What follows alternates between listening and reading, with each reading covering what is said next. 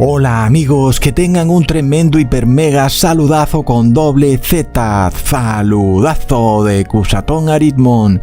Bienvenidos a un nuevo video. Oremos hoy a nuestro Padre Celestial. Padre Santo, danos fuerzas para soportar estos tiempos de angustia. Son tiempos difíciles, tiempos de aflicción. En el nombre de Jesús, amén. Ok amigos, bueno, algunas personas antes, al principio cuando hacía los videos, como que no les gustaba que yo dijera amigos, hola amigos. ¿Y por qué no dices hola hermanos?, me decían. Y bueno, voy a explicar algo de eso. El motivo era que antes eran muchísimo más las personas paganas o que profesaban un cristianismo hedonista los que escuchaban o veían mis videos. Eran muchos más que los que eran hermanos. Yo diría que tal vez no habían hermanos, todos eran amigos. Pero gracias al Padre Celestial y al Hijo, los hermanos han venido realmente reuniéndose y creciendo en este ministerio, y le damos las gracias al Padre y al Hijo. Porque hermanos, la realidad era que al principio, cuando se hacían estos videos hace 3 o 4 o 5 años, eran más los paganos que los que eran hermanos. Y yo recibía muchos insultos en un video de YouTube. Eso era insulto tras insulto y decían, Cusatón, estás loco. Una cantidad de insultos. Y yo por eso decía hola amigos, porque en realidad yo no me dirigía a hermanos, sino a personas que no conocían la palabra y que lo que yo les decía les causaba mucha extrañeza, no lograban entender el mensaje. De seguro que algunos, como ustedes, empezaron a escuchar el mensaje y lo escucharon humildemente, no como otros que lo escuchaban de manera soberbia, debido a que jamás había escuchado esas palabras, decían ellos. Entonces debe ser algo totalmente incorrecto, porque el sacerdote nunca ha dicho lo que tú dices, Cusatón, y porque el pastor nunca ha predicado lo que tú predicas, Cusatón. Debe ser que tú estás en error, y mi cura y mi pastor deben tener la razón absoluta. Entonces yo siempre decía amigos, porque no podía mencionar la palabra hermanos, porque no estaba entre hermanos. Gracias a Dios eso ha ido cambiando. De alguna manera entonces, ahora predicamos entre hermanos, y es por eso que ya no voy a volver a decir hola amigos, sino hola hermanos, porque ahora la mayoría de los que me escuchan son hermanos. Y finalmente también vemos lo que ha ocurrido con YouTube.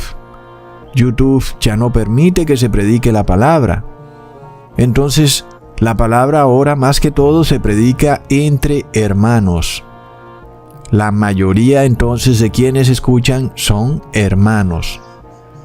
Y aunque nosotros aún tenemos interés de que esta palabra le llegue a amigos, para que esos amigos se conviertan en hermanos, también sabemos que no podemos tirarle las perlas a los cerdos, porque por supuesto lo que nos interesa es que el grupo crezca y que el grupo por fin esté completo, es decir, que se complete el número de los hermanos. Ahora la palabra dice que no tiremos las perlas a los cerdos, y nosotros vemos un cumplimiento de esa palabra a nivel espiritual y aún literal en nuestros días. Recordemos a aquel hombre que recibió un trasplante de corazón de cerdo. Luego ese hombre murió a los 3 meses. Es decir, el ser humano se está volviendo como un animal, tanto a nivel espiritual como a nivel físico.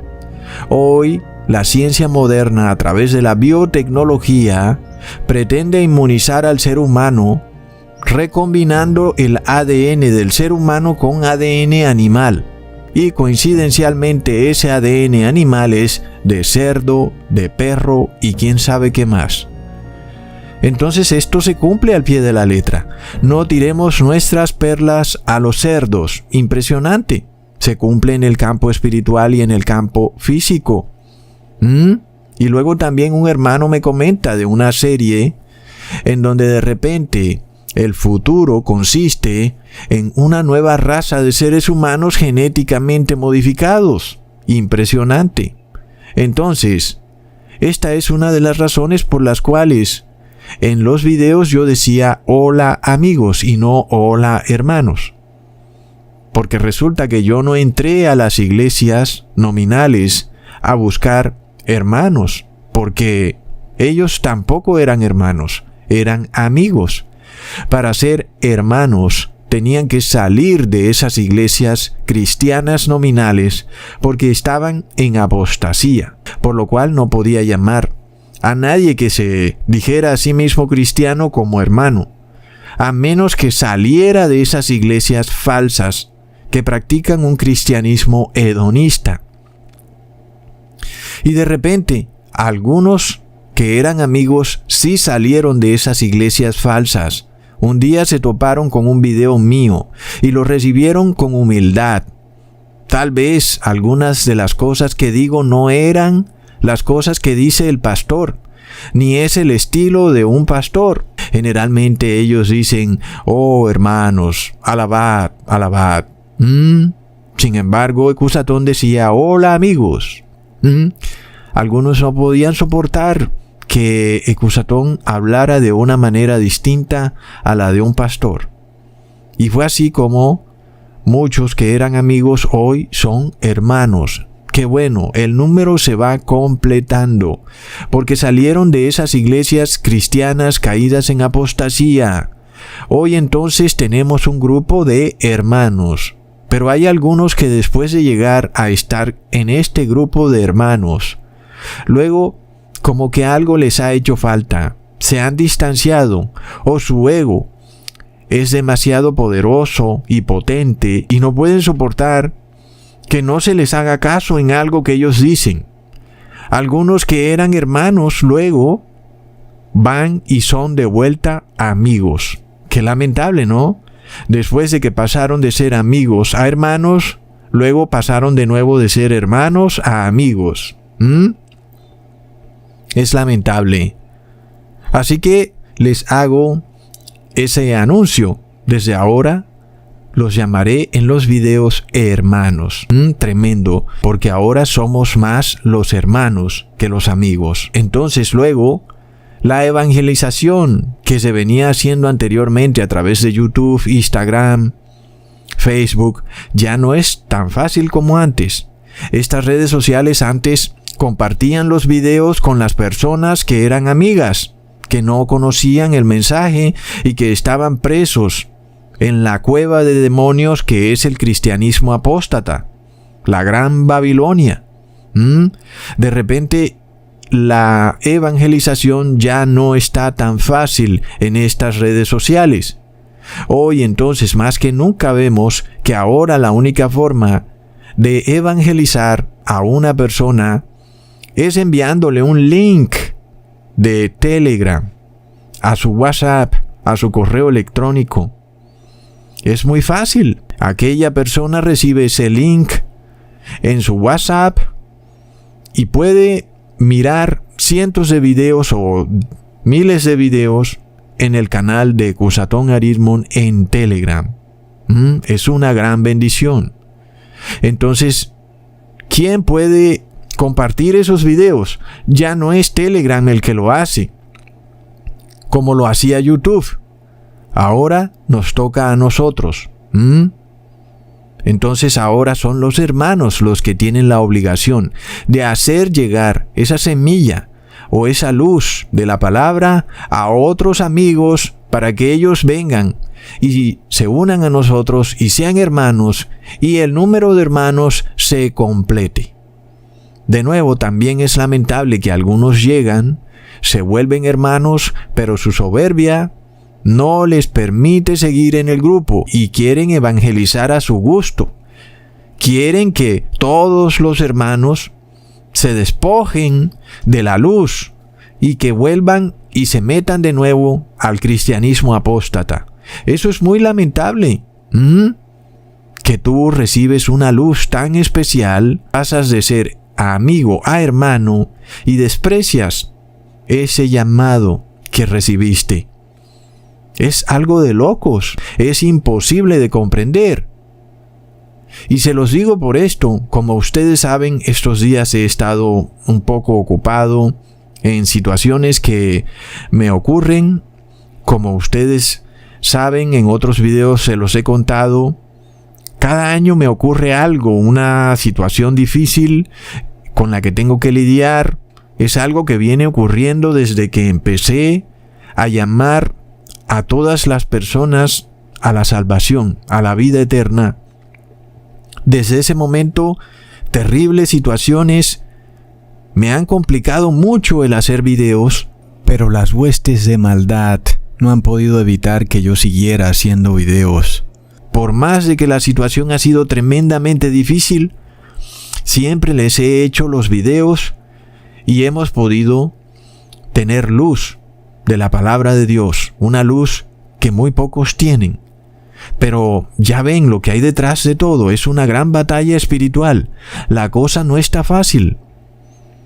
De repente no es simplemente sentarse a hacer un video, sino que hay huestes espirituales de maldad trabajando para impedir de toda forma y manera de que esos videos salgan a la luz y puedan llegar a las manos de otros amigos que pronto serán hermanos.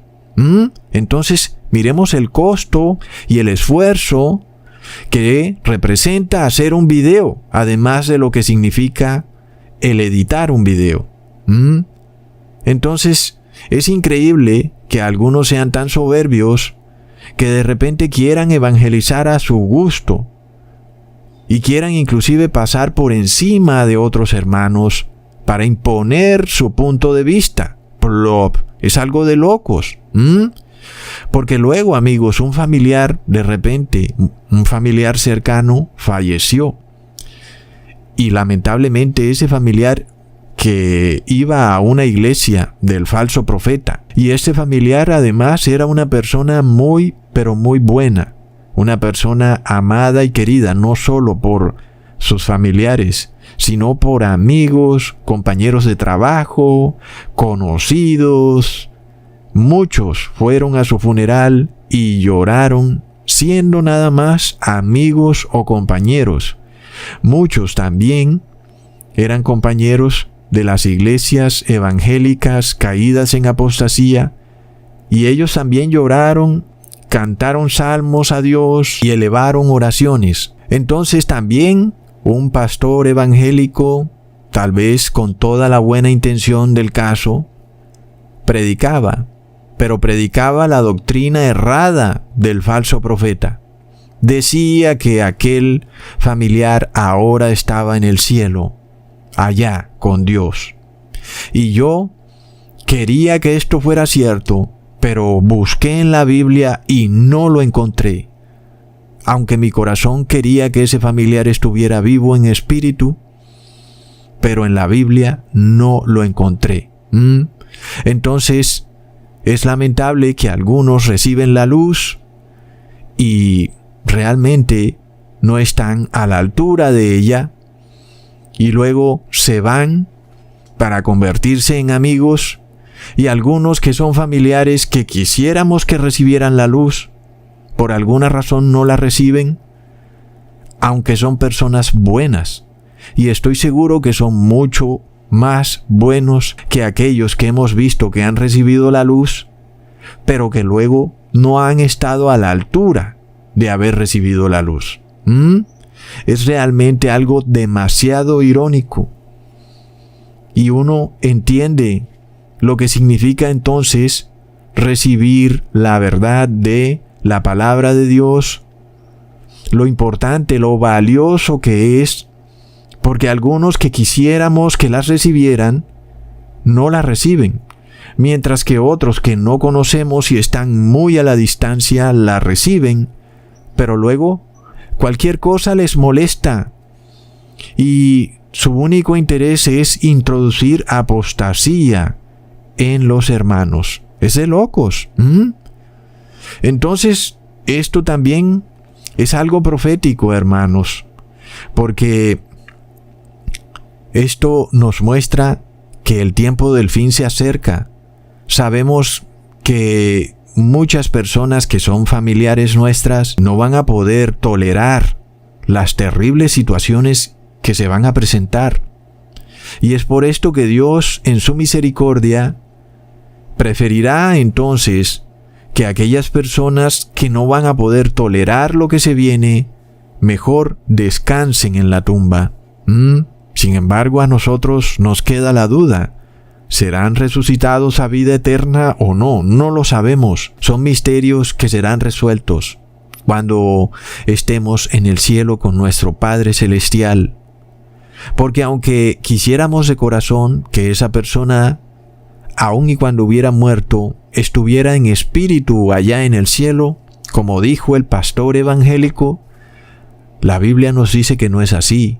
Una de las estrategias del demonio es usar versículos que te prueban algo, y él usa esos mismos versículos para probar algo contrario, y parece algo imposible. Por ejemplo, como un versículo que te prueba que la persona cuando muere, luego no sube viva al cielo, sino que permanece muerta.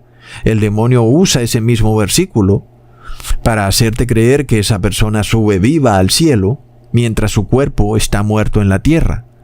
Pero es algo que hemos visto y hemos estudiado mucho. Eso es lo que hacen los espíritus endemoniados. Usan versículos que te prueban contundentemente algo para irse en contra de precisamente eso que prueban. Entonces el pastor evangélico, tal vez de nuevo, con toda la buena intención, dice en Eclesiastes 12, versículo 7, y el polvo vuelve a la tierra como era, y el espíritu vuelve a Dios que lo dio.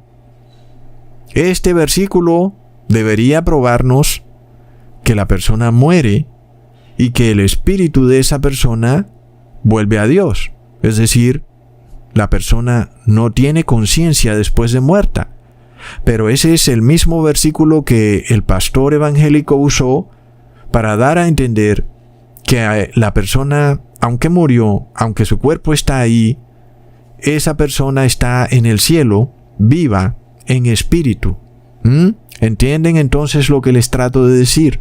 Un versículo usado para probar una doctrina totalmente opuesta a la Biblia, cuando ese versículo prueba claramente que la persona después de morir no sigue viva. ¿Y qué pasa cuando tú, como familiar, quisieras de corazón que eso fuera así? Que ese familiar no estuviera realmente muerto, sino que su espíritu estuviera vivo. Tú quisieras que fuera así. Pero ¿qué pasa cuando la palabra de Dios no dice eso? ¿Qué pasa cuando la palabra de Dios nos muestra algo muy distinto a lo que predican los pastores y curas? Nosotros no podemos poner nuestro corazón por encima de la palabra de Dios. Y tenemos que aceptar la realidad como es y no engañarnos, a pesar de que nuestro corazón quisiera que las cosas fueran distintas. Entonces, el cristianismo apóstata predica que el ser humano, aunque muere en cuerpo, sigue vivo como una entidad corpórea, y que ese espíritu que sigue vivo va al cielo para vivir allá con Dios. Y esta es la visión de lo que ocurre con el misterio de la muerte, predicado por las iglesias cristianas caídas en apostasía. Pero en este video nosotros vamos a revelar la verdadera situación que ocurre con una persona que muere.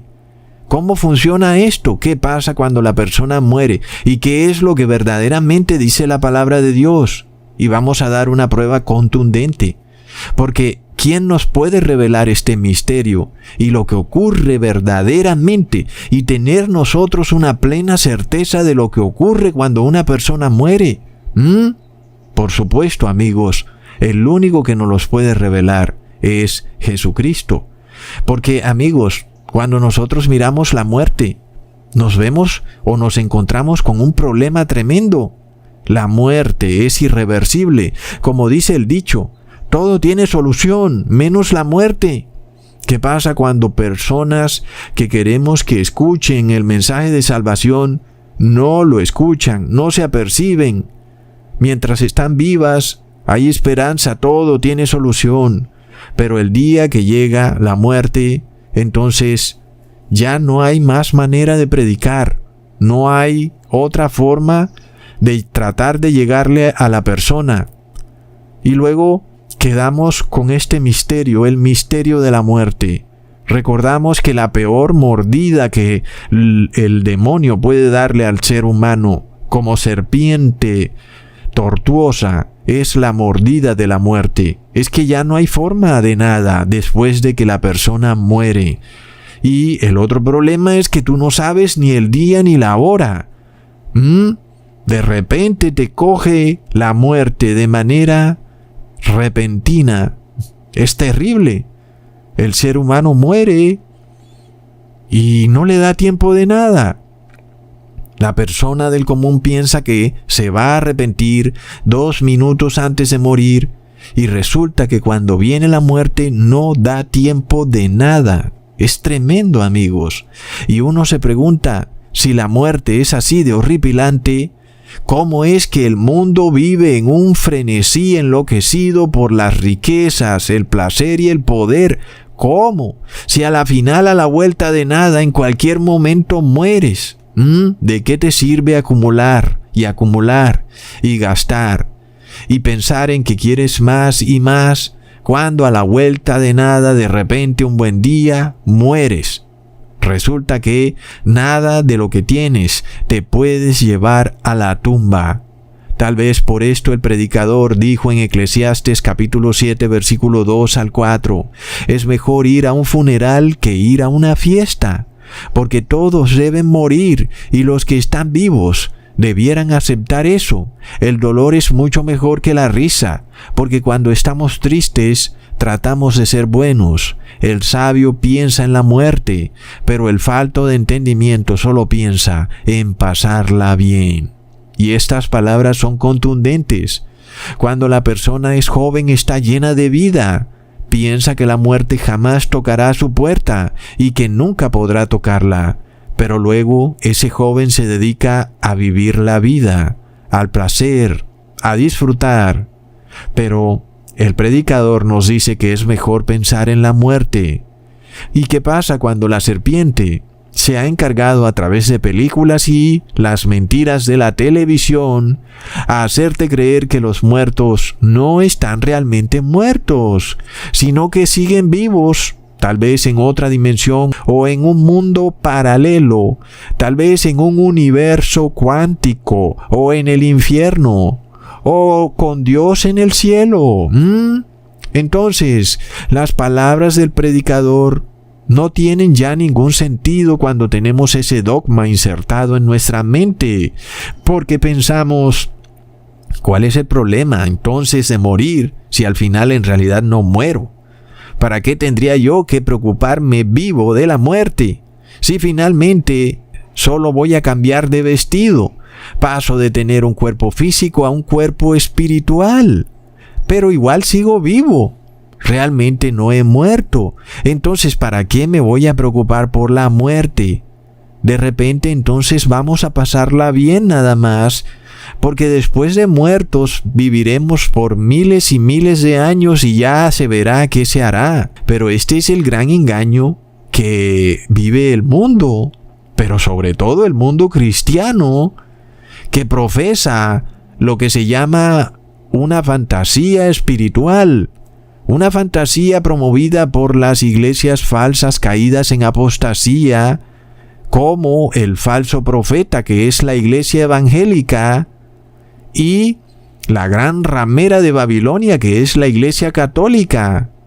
Estos líderes religiosos han hipnotizado al mundo entero bajo el engaño de la fantasía fantasmal y espiritista de que tú cuando mueres te conviertes en un cuerpo etéreo como un ángel, que te vas a vivir al cielo o al infierno, y que por tal motivo no es necesario arrepentirse ni cambiar en la vida, porque tal vez Dios cambie de opinión en la eternidad. Tal vez por esto es que el mundo vive este frenesí enloquecido de guerras, de riqueza, de ansias por el poder, cuando si te pones a pensar en la muerte, nada tiene sentido. ¿Para qué? Si todo lo vas a dejar. Recordamos entonces lo que el demonio le dijo a Eva, cuando ella tenía la advertencia de que si desobedecía a Dios moriría, pero él le dijo, no morirás. Y este es el engaño que está perpetuado en el mundo, increíblemente.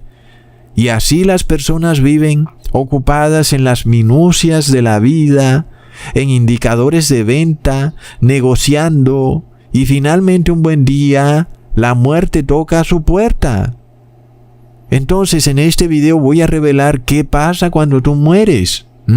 Todos se darán cuenta de que la verdad estaba ahí, frente a nuestras propias narices, pero, sin embargo, las personas son hipnotizadas y engañadas por los imperios religiosos.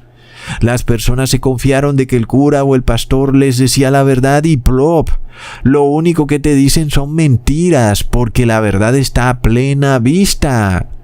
Entonces, ¿qué pasa cuando quien muere es tu familiar? ¿Qué pasa cuando ese familiar era una persona muy, pero muy buena y muchos lloraron por él, aun quienes no eran sus familiares? Y entonces, cualquiera quisiera que en realidad no hubiera muerto. Quisiéramos que ese familiar hubiera recibido toda la verdad. Y es que muchas personas no pueden tolerar la idea de que pastores dueños de cientos de iglesias, o la Iglesia Católica dueña de miles de millones de iglesias, prediquen algo que es mentira. No pueden tolerar la idea de que iglesias llenas de oro y piedras preciosas prediquen mentiras. No pueden tolerar la idea de que hayan lobos vestidos de oveja predicando mentiras, a pesar de que todo esto fue advertido por Jesucristo. Amigos, es terrible. Y finalmente todos los seres humanos tienen un día y una hora anotado en el cielo en el cual van a morir. Es tremendo. La muerte es irreversible. Tocará a tu puerta un día. Y además de todo, este mundo también tiene un día y una hora para su fin. Este mundo también llegará a su muerte. Aquí vemos también otra de las mentiras del demonio, el cual dice, no, este mundo no pasará jamás. A pesar de que Jesús lo dice claramente, cielo y tierra pasarán. Pero los líderes religiosos también dicen, no, este mundo no morirá. Y ahí tenemos otro problema. Pero recordamos lo que está escrito en 2 de Pedro capítulo 3 versículo 7. Los cielos y la tierra que existen ahora están reservados por la misma palabra, guardados para el fuego en el día del juicio y de la perdición de los hombres impíos.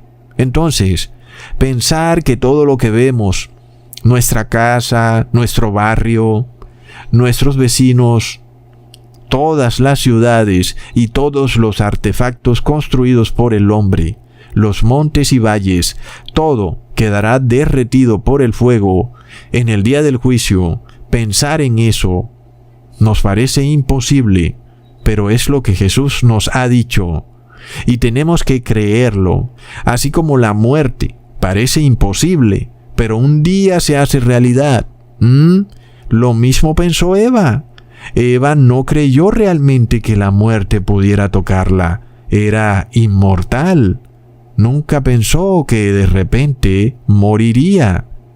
Dios le dijo, si desobedeces, de cierto morirás. Pero Eva dijo, ¿de cierto? ¿Será cierto?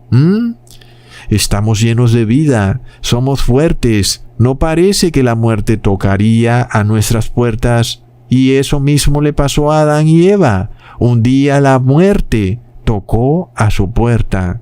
Entonces, asimismo, el Apocalipsis se ha convertido para el mundo en un libro fantasioso, como si las advertencias de Jesús no fueran reales. Aún algunos predicadores usan el Apocalipsis para mezclarlo con películas de Hollywood. Es de locos. Y eso finalmente también es la labor del falso profeta. Te mantienen entretenidos, mezclando profecías del Apocalipsis con películas. Es de locos. Por supuesto que eso te lleva a un terrible engaño. Y algunos hermanos que ahora son amigos decían que se iban a ir a ese ministerio. Plop. Estaban blasfemando contra el Espíritu Santo de Dios. Es decir, tú conoces la luz y te vas a ir a la oscuridad y lo declaras, y luego alguien se pregunta por qué fueron expulsados. Es que tú decir que te vas a salir de este ministerio para irte a Hollywood mezclado con el cristianismo es una blasfemia. Entonces, cuando tú tienes la verdad tan cerca de ti, pero la desprecias, tú te has convertido en un cerdo. Se cumple entonces la palabra: no tiréis las perlas a los cerdos. Es tremendo, amigos. Recordemos lo que está escrito en 2 de Tesalonicenses capítulo 2 versículo 11 al 13. Por eso Dios les envía un poder engañoso, para que crean a la mentira, a fin de que sean condenados todos los que, lejos de creer la verdad, se deleitaron en la injusticia. Entonces, por ejemplo, algunos hermanos de repente vienen a este ministerio, conocen la verdad, pero su ego no les permite adaptarse a lo que es el cielo. Ellos tienen que imponerse. Y entonces de repente esas personas reciben un poder engañoso. Y entonces se van a mirar otros predicadores que mezclan verdades con mentiras y que hablan de películas de Hollywood. Y hay también hermanos que quieren adentrarse en lo oculto, quieren aprender cosas ocultas constantemente y ya empiezan a pasar una línea. Hay cosas en donde no tenemos por qué meternos. Finalmente un día terminas de lleno en el ocultismo, pensando que practicas el cristianismo, y vuelve y juega. Tanto advertirle al hermano terminó cayendo de nuevo en las manos del falso profeta. Son lobos vestidos de oveja, están por todas partes. Pero todo tiene el origen en el cual tu ego no te permitió aceptar la palabra de Dios. Así que lo que luego te ocurre es justo, que caigas en un gran engaño. Es lamentable. Entonces miramos cómo todas estas cosas son irónicas. Mientras hay familiares buenos que merecían conocer la verdad, pero desafortunadamente por su edad ya no podían aceptarla, porque llevaban años y años y años recibiendo la mentira. Pero luego hay hermanos que conocen la verdad y tal vez no son tan buenos porque son muy soberbios, y finalmente se alejan de la verdad porque su ego es demasiado poderoso. ¿Y a dónde caen? También caen a la mentira. Es tremendo. Todos estos misterios algún día serán revelados. Por lo cual, yo te advierto hoy, no permitas que tu corazón te engañe. Porque recuerda que el corazón del ser humano es engañoso. Quiere decir que si tú le das rienda suelta a tu corazón, te va a engañar. Porque el corazón del ser humano es engañoso. Y con mi corazón yo quisiera que ese familiar estuviera vivo en el cielo. Pero eso no es lo que dice la palabra de Dios. Amigos, nosotros tenemos que apegarnos a la verdad y no permitirle a nuestro corazón que nos diga qué es la verdad, sino que el Padre debe decirnos en su palabra la verdad. Y nosotros debemos guiarnos por la razón, no por nuestra razón, porque nuestra razón es nuestro corazón. Cuando nos guiamos por la razón, es porque nos guiamos por la palabra de Dios. Como está escrito en Isaías capítulo 1 versículo 18, venid ahora y razonemos, dice el Señor, aunque vuestros pecados sean como la grana, como la nieve serán emblanquecidos. Pero tú no razonas, tú dejas que tu corazón te guíe, pero tu corazón es engañoso. Entonces, la verdadera razón, el verdadero razonamiento, no es el que tú haces en tu cabeza, no.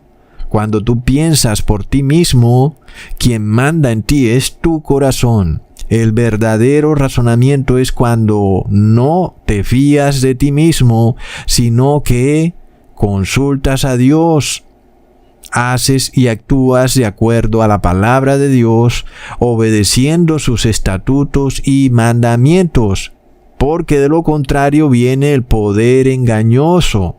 Y terminas entonces entendiendo cosas que no aparecen en la Biblia. Es tremendo. No podemos fiarnos de nuestro corazón, porque resulta que ese corazón le pertenece a Satanás. Él tiene poder sobre ese corazón. Es muy engañoso. Y así, de nuevo, tú pensarás que la marca de la bestia se demora muchísimo, o que no es necesario arrepentirse de todo, o que no tienes que dejar de pecar por completo, que no tienes que ser santo para entrar al cielo. Y ahí viene el problema.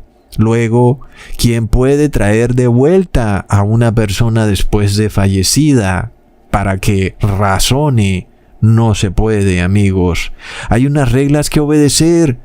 Si tú quieres ser resucitado, entonces entremos en materia.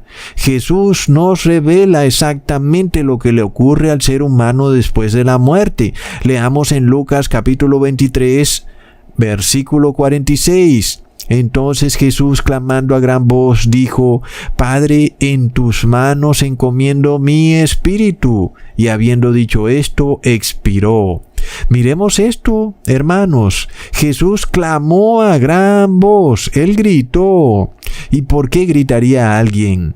Es decir, ¿Jesús gritó? Debe ser muy importante. Debe ser que debemos reflexionar sobre lo que Él dice. Imagínate nada más, Dios gritando. Es decir, la cosa debe ser muy seria, muy importante. Es un grito de Dios. ¡Wow! Qué raro que no haya muchísimas prédicas sobre este grito. Es algo que debería hablarse tal vez por horas o días. ¿Qué pasó aquí? ¿Por qué Dios gritó? ¿Qué nos quiso decir? Lo más curioso es que esto coincide perfectamente con lo que ya leímos en Eclesiastes capítulo 12 versículo 7. El polvo vuelve a la tierra y el espíritu vuelve a Dios quien lo dio. Y vemos que Jesús da testimonio de eso cuando Él dice: Padre, en tus manos encomiendo mi espíritu. Jesús entonces va a la tumba y su espíritu, que es su vida, volvió a Dios quien lo dio.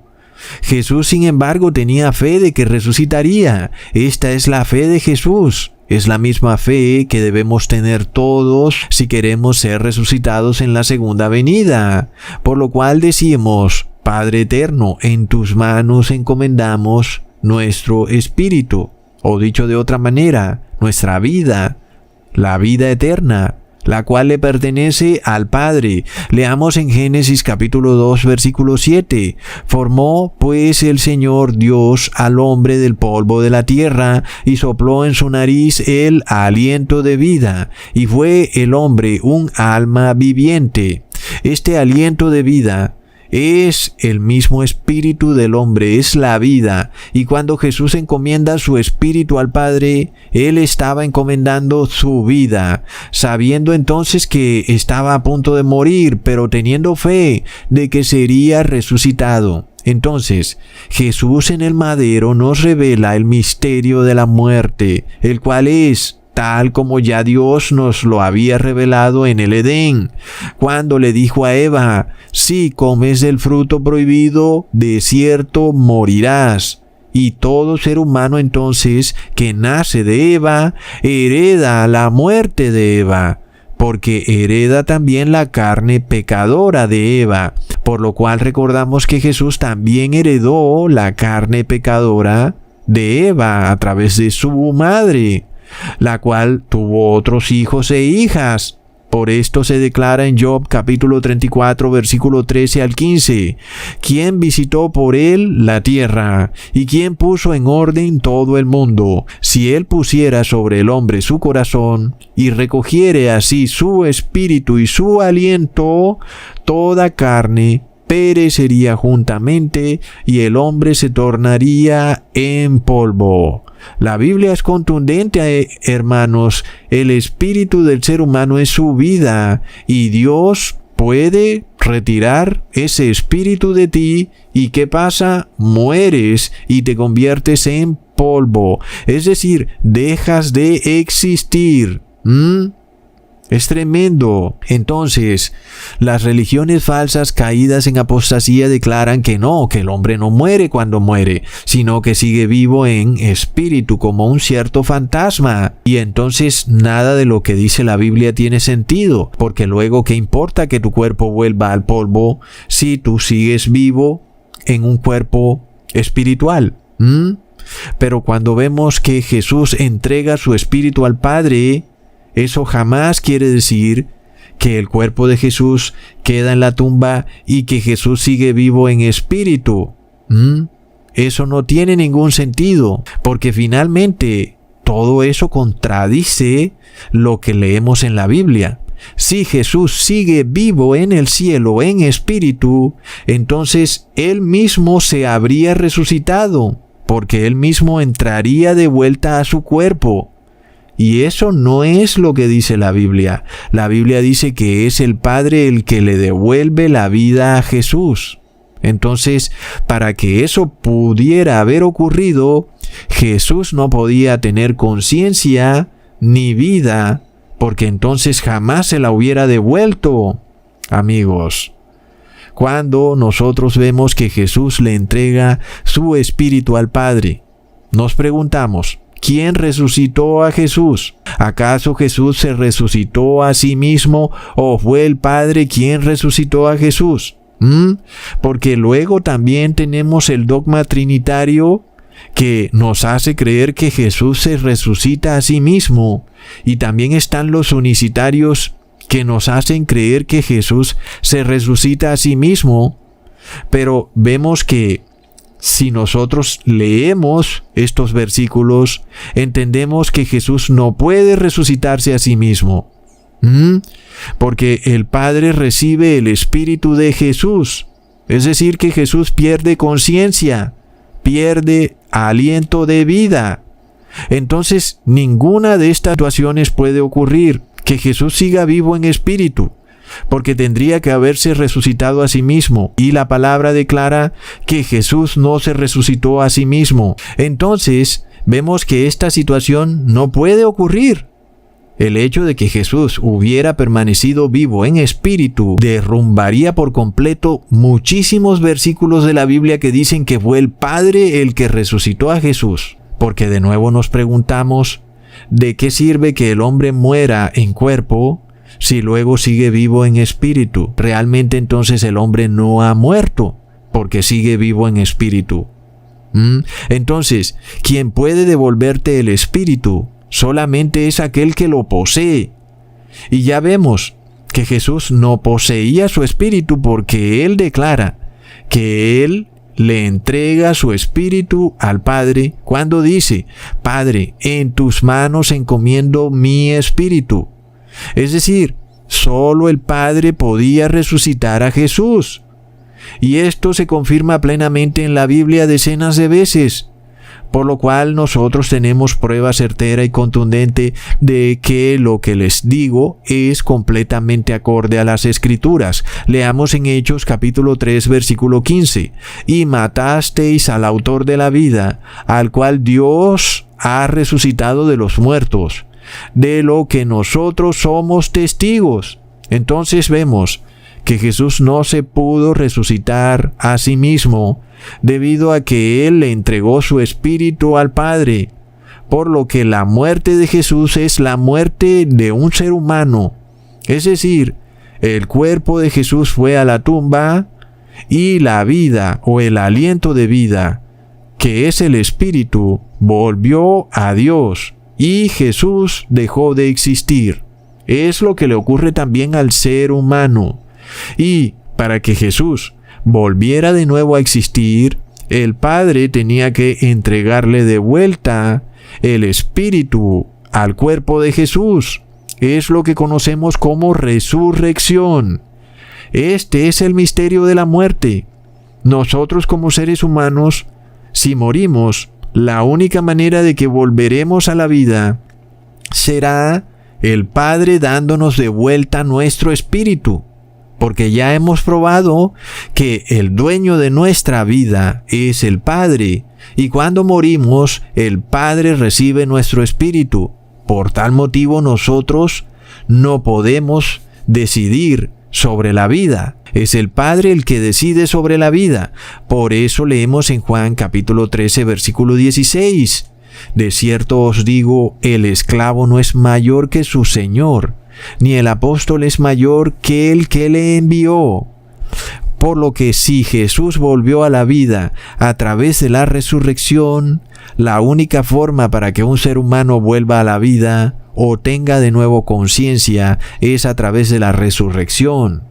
Pero miremos este engaño de la Iglesia evangélica y católica declarando que aún las personas después de muertas siguen vivas, y en el peor de los casos declaran que alguien que ha muerto se va al cielo a vivir con los ángeles y con Dios, pero que luego finalmente los resucitarán y ese espíritu que está en el cielo supuestamente de nuevo se entrará al cuerpo aquí en la tierra. Eso es lo que supuestamente dicen los evangélicos y católicos para justificar algo que no tiene explicación, y es para qué alguien va a resucitar si finalmente sigue vivo en el cielo. Ellos dicen que igual sí resucitarán, pero que ese espíritu que está en el cielo de nuevo asumirá una forma física.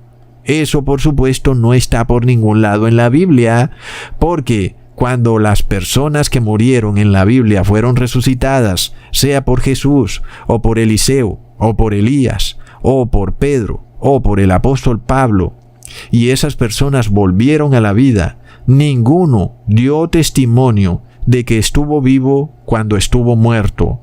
Ninguno dijo que estuvo con ángeles, o que estuvo en el cielo con Dios, o que andaba por ahí recorriendo sus pasos.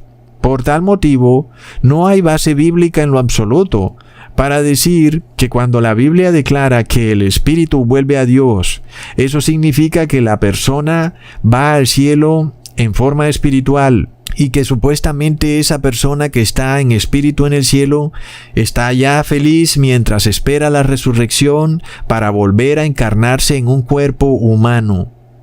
Al contrario, lo que vemos en la Biblia es la historia de lo que le ocurrió a Jesús.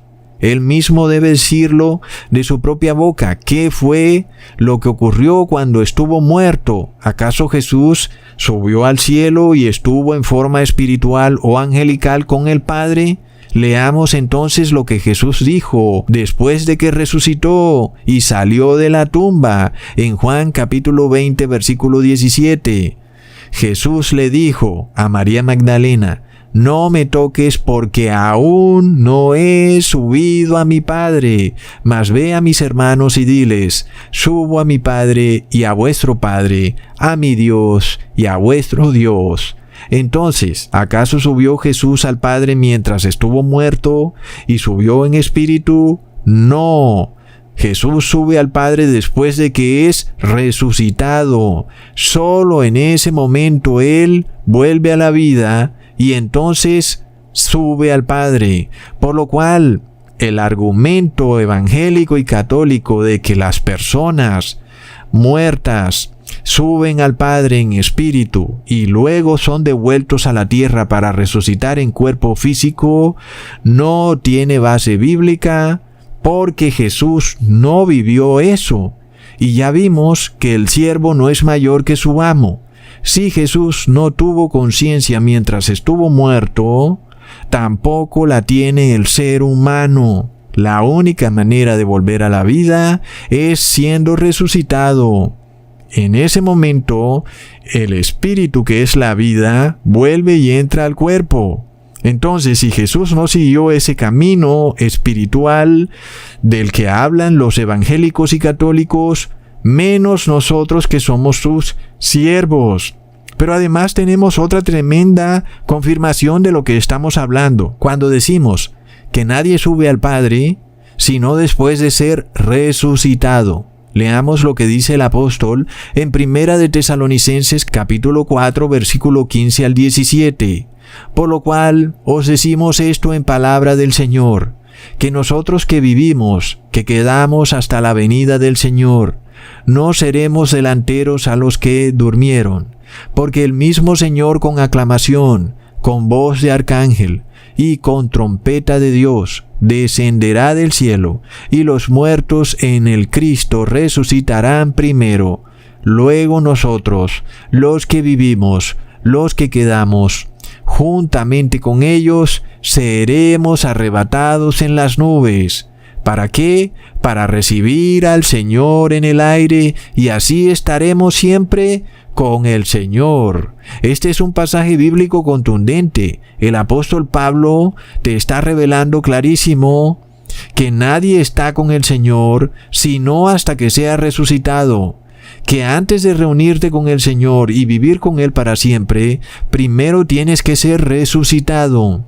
Pero además, te está diciendo que esa resurrección no ocurrirá sino hasta la segunda venida de Jesús. Por lo cual Él te está diciendo que la única manera de reunirte con el Señor es resucitando, volviendo a la vida, recibiendo de vuelta tu espíritu. Una vez los que estaban muertos reciban de vuelta el espíritu, entonces se juntarán con los que estaban vivos, o los que estén vivos, que sean santos, y juntos todos los santos, los resucitados santos que estaban muertos, y los vivos santos que no habían muerto, todos serán arrebatados e irán a las nubes, y allá en las nubes se encontrarán con Jesucristo, y ahí empieza el momento en el cual viven con el Señor para siempre, no antes. Está clarísimo, amigos. Vemos entonces que el único camino posible para ver al Señor es la resurrección. Sin embargo, alguien dirá que sí, que Jesús sí estuvo vivo, pero que Él tal vez no fue al cielo, sino que fue al infierno. Porque se dice en 1 de Pedro capítulo 3, versículo 18 al 19, porque también el Cristo padeció una vez por los pecados, el justo por los injustos, para llevarnos a Dios, siendo a la verdad muerto en la carne, pero vivificado en espíritu, en el cual también fue y predicó a los espíritus encarcelados. Un momentico, si nosotros toleráramos la idea de que las palabras vivificado en el espíritu significaran que Jesús deambuló como espíritu o como fantasma mientras su cuerpo estuvo muerto en la tumba esos 3 días, y que luego Jesús como espíritu no subió al cielo, sino que fue que bajó a las cavernas infernales para predicarle a los demonios, los cuales supuestamente estarían ahí abajo encarcelados, eso contradice por completo todos los versículos bíblicos que hemos estudiado, porque ser vivificado en el Espíritu significa ser resucitado en cuerpo físico, recibir la vida de vuelta, recibir aliento de vida. Eso es ser vivificado en el Espíritu. Por tanto, es evidente que Jesús solo le predica a los ángeles caídos después de resucitar, no antes. Por lo cual leemos en Hechos capítulo 2, versículo 27. no dejarás mi alma en el infierno, ni dejarás a tu santo que vea corrupción. Nosotros, si quisiéramos tolerar la fantasiosa idea de que el infierno existe, podríamos creer que este versículo nos dice que Jesús sí estuvo en el infierno. Sin embargo, el mismo versículo se contradice inmediatamente porque declara: no dejarás a tu santo que vea corrupción. ¿Y dónde hay más corrupción sino en el infierno? El versículo en sí entonces sería inentendible, sería un versículo totalmente confuso, una contradicción ambulante, imposible de entender. ¿Cómo puede ser que Jesús esté en el infierno y al mismo tiempo no vea corrupción? Tolerar ese concepto de que Jesús bajó al infierno y que estuvo ahí viendo corrupción sería algo realmente desastroso. Entonces, amigos, nosotros entendemos el versículo correctamente cuando entendemos que la palabra infierno es un error de traducción, porque la palabra infierno realmente quiere decir Hades, y Hades significa tumba. Es evidente entonces que el versículo dice: no dejarás mi cuerpo o mi vida en la tumba. Esa es la traducción correcta, y luego tiene toda la lógica que diga: ni darás a tu santo que vea corrupción, porque cuando el cuerpo está muerto, el cuerpo se corrompe, se pudre y de repente se vuelve polvo. Entonces, nosotros vemos que este concepto de que Jesús bajó a los infiernos es totalmente imposible de tolerar. Pero además de todo, amigos, cuando Jesús le predica a los espíritus encarcelados, lo que se nos está diciendo es que Jesús finalmente los echa del cielo. Recordemos que esos espíritus encarcelados aún estaban en el cielo, y luego Jesús, una vez resucitado y vencida la muerte, va al cielo y los expulsa del cielo, como está claramente explicado en el Apocalipsis.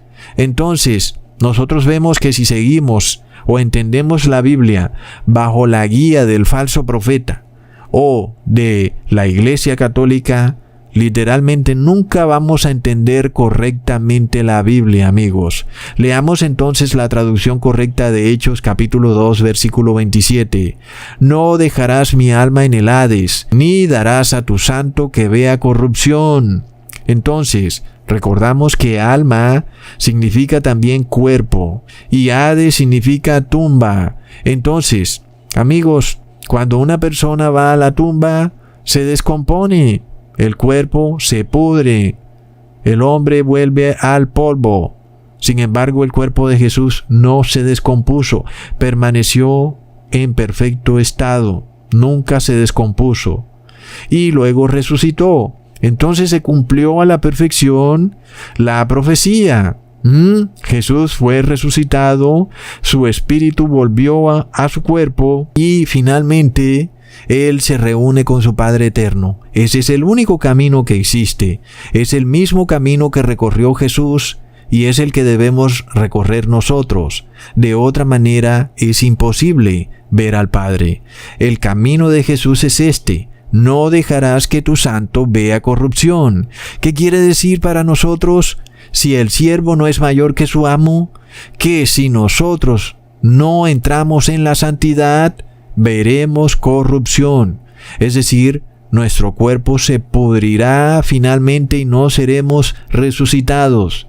Para ser resucitados, tenemos que entrar en la santidad, para que cuando seamos resucitados como santos, para reunirnos con el Señor, declaremos lo que dice 1 Corintios capítulo 15, versículos 55 al 57.